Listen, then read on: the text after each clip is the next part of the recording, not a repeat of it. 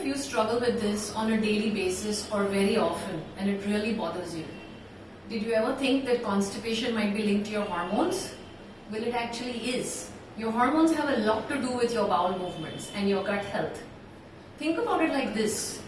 If you're trying to get this lotion out from the tube, that's your bowels inside.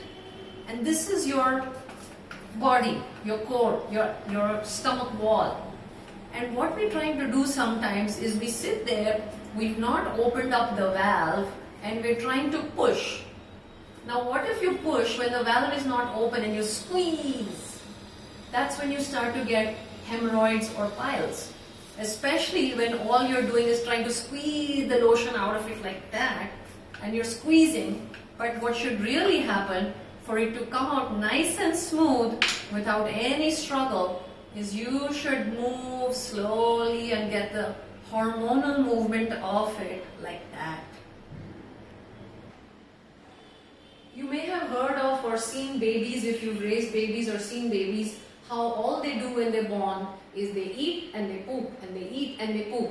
If you've ever been in charge of diapers, you know that especially when you put a brand new fresh diaper, it seems like that's when the baby wants to go into a nice clean diaper. All they do is eat and poop. I'll talk about the diaper FMCG scam on a separate video, but think about it. The baby's stomach is able to poop it out even when they're not aware of how to do anything else. The food goes in and the food comes out. There's no struggle. You get potty trained, but when you get potty trained, that's even before you could remember. Most of us don't remember being potty trained. Most of us have earliest memories around the age of maybe 4.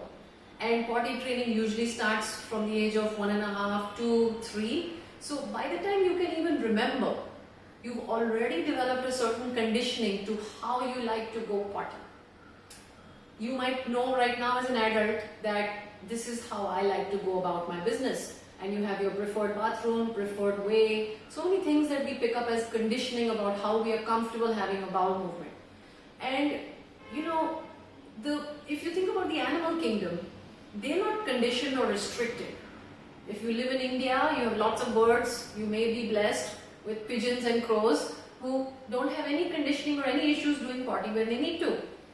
Same thing with the cows that you see walking around. There is no restriction on how they go about their business, right? So it's not normal for a human being to be eating, and it's not coming out. Not normal to be eating and getting jammed up. That's not how the body was designed. You're also not designed to be eating and yes, not pooping, but feeling low energy. And usually these things go hand in hand. The same person who comes to us saying they have low energy is the same person who a lot of times has constipation. So that's really ironic. Someone's eating for energy, it's not coming out the backside, and they don't have energy, right? A lot of times you see this happening together.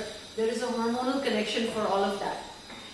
Now, doctors might be qualified to prescribe stool softeners or the medicines that move your bowels ahead, like make the stool bulky so that it actually expands inside and gets bulky enough that your body has to push it out. It's a very unnatural way to do it. Patients and people are qualified to walk up to the counter and do home remedies or over-the-counter remedies for their bowels. But your hormones were already designed to do that. So somewhere we've gotten into a very unnatural relationship with our digestive system. You may experience it in the terms of stress, that when you're anxious, you have a big event coming up and you're nervous, you feel like you need to use the bathroom. Kids get exam stress, they get loose motions. That's all the hormonal connection between your brain and your gut. And of course, we are beginning to know more and more about the gut-brain axis, but there is a big hormonal relationship with how your bowels move. It's not only for the stomach doctors to deal with. So I wanted to tell you 5 hormonal fixes or lifestyle fixes that will fix your hormones, that will allow you to be free from bowel issues, and 5 naturopathy fixes, and we'll type that in the content below this video. Let me just briefly cover what it is. You need to have a fixed bedtime and a fixed wake-up time.